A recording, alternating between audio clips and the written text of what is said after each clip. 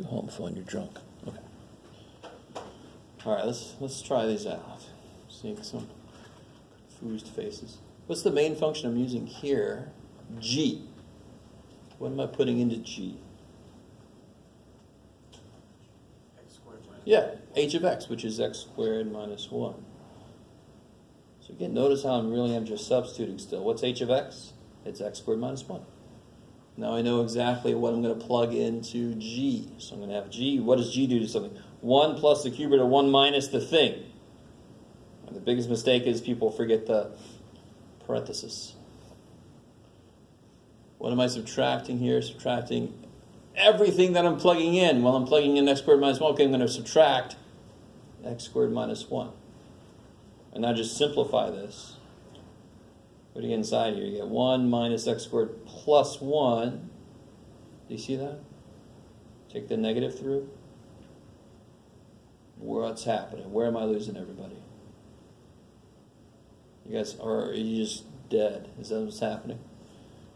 So you just 2 minus x squared. Just through the negative sign. See, now once you take whatever this is and just put it in place of x, then you simplify. What can I do to simplify this? Distribute the negative. And then what can I put together inside there? What can I combine? 2 minus Yeah, x 2 minus x squared. Done. Because there's nothing else I could do.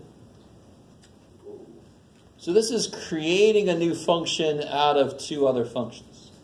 This function is composed of both of these functions.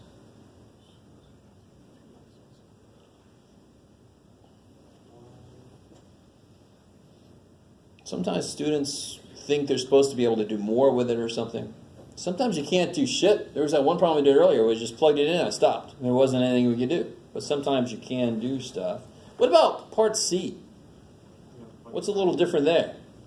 plug a 9 into G. Plug a 9 into G. So I can kind of do, there's two ways I could do this. I could either carry the F with me or I could do a little side work. What the shit is G of 9? And then I can take that and plug it into what? F. So what the hell is G of 9? Let's do that on the side here. What's G of 9 going to be? 3. Yeah, it's going to be 1 plus cube root of 1 minus 9. 1 plus the cube root of negative 8. What's the cube root of negative 8? And what's 1 minus 2?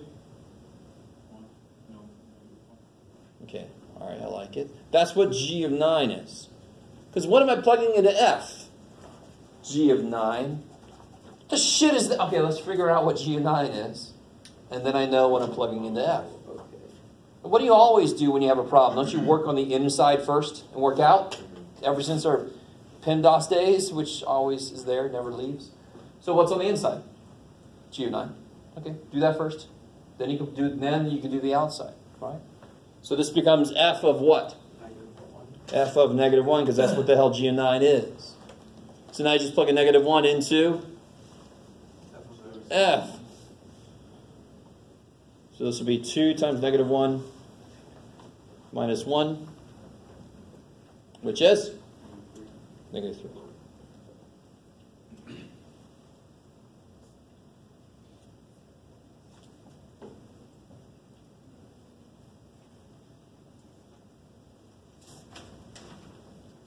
Have you guys anybody tried this one yet? Try this one real quick. This is the inverse stuff we were just doing here. You switch the x and y, and then you solve for y. That's exactly how you do this. So just to get you started, f of x was this. That means y is this. Now switch the x and y and solve for y.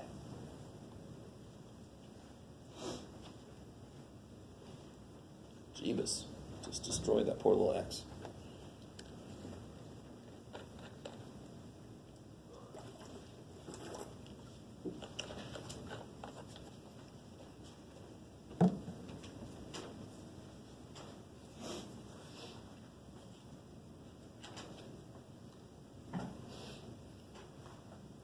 I don't know if you'll ever see any other teacher do this. This is just what I do because I'm doing something weird. Right? There's no way to get from here to there algebraically. Do you guys see that? Hey, shit, I can do this equation, make it become this. No, so I'm applying an idea here. I put the little dot line to remind myself, oh, I didn't go from here to here algebraically, I'm applying an idea.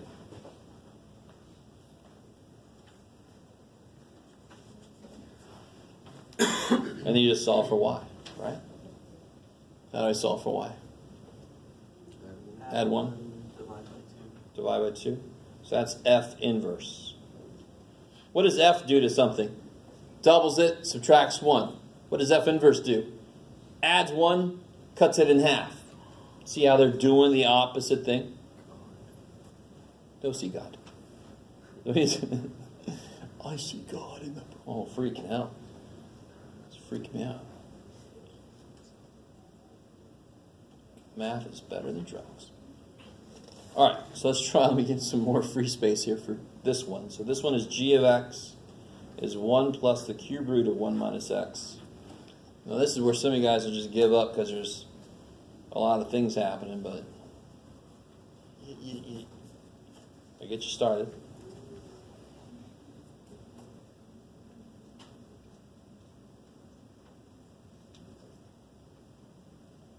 Then you resolve for y. Let's see if you can do it. Try to solve that for y.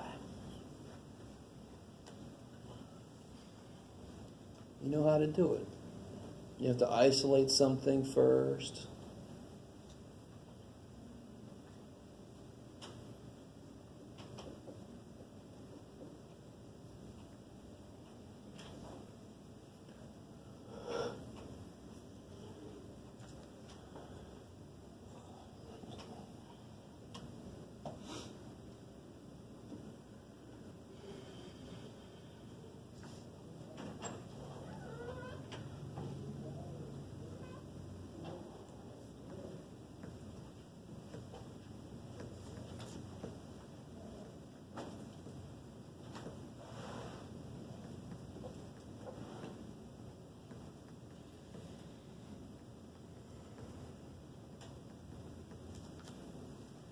All right, let me catch up to you guys. What'd you do first? Squared. Oh, shit. Don't want to do that. Subtract 1.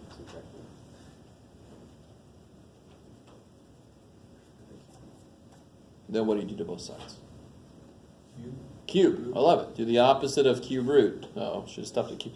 So if you cube both sides, these two things will kill each other.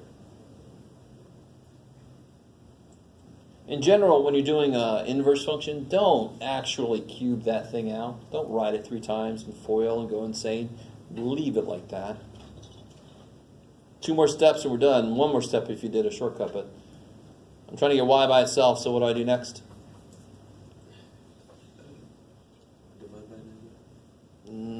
Sort of, I could. Sure, subtract 1.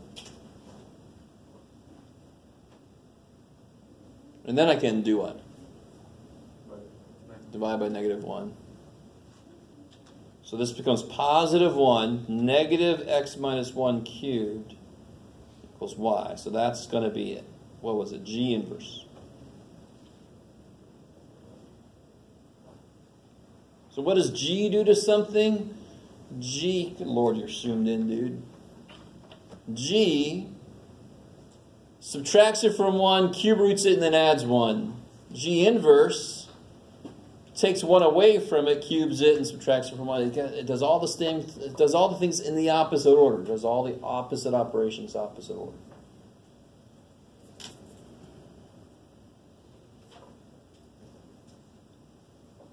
Real quick side note. If I told you, like, if I said here's 7, now flip it. Flip 7. What do you get? No, flip it. Don't negate it. Flip it. 1/7. How do you undo that? Make it 7 again. Well, you just flip it again, right? You guys with me? So watch this. What function flips something? This one. Just stay with me for a second. This is kind of neat. So if I bring the y back in, I switch the x and y. How do I solve for y again? Well, I can just switch these. Multiply by y, divide by x. 1 over x is its own inverse. I love that reaction.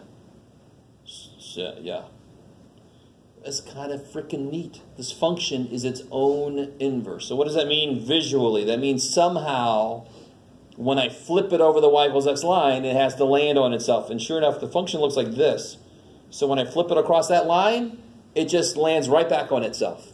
It is its own inverse. So any function that is symmetric to this line will be its own inverse. So there are lots of other functions that are their own inverses. It's just a little interesting, at least to me, side note.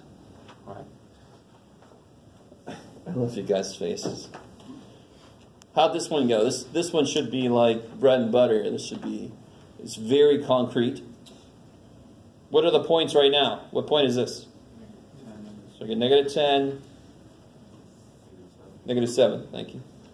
This is, of course, careful, negative 5, 0. This one is 5, looks like 5, 5, right? 7, 10. 7, 10, I like it.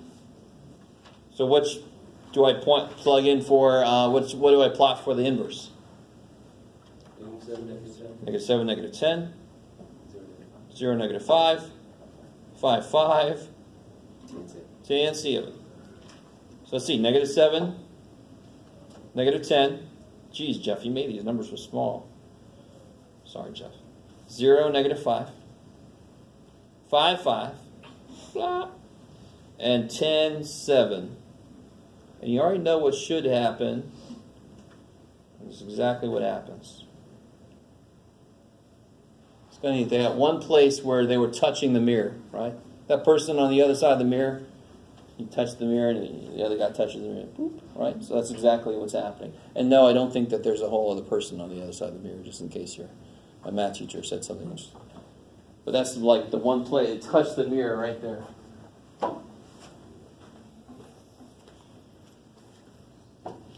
Neato. And you can see that mirror. Bam, bam, bam, bam, bam, bam. What is number 3?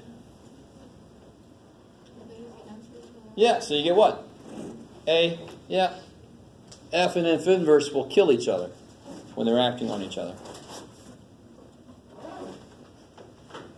Okay, oh my God. So this, we're going to have to do tomorrow. You can read through this if you want to. I think I asked you guys who had heard of logarithms before, and the normal reaction I get is, ugh, if you have heard of them before. They're really not that bad. You guys probably don't believe me, but we'll find out tomorrow. Is this tomorrow or last day of like learning something? No, half of Wednesday will be. We'll start the second half of Wednesday reviewing, and then Thursday will be devoted to reviewing for the final. Yeah. Yeah, next week, no regular classes for anybody. It just becomes finals week. You only have to go for when your final's scheduled. Are you having office hours next week? Yeah, this week I got to give you my updated final schedule. I haven't done it yet.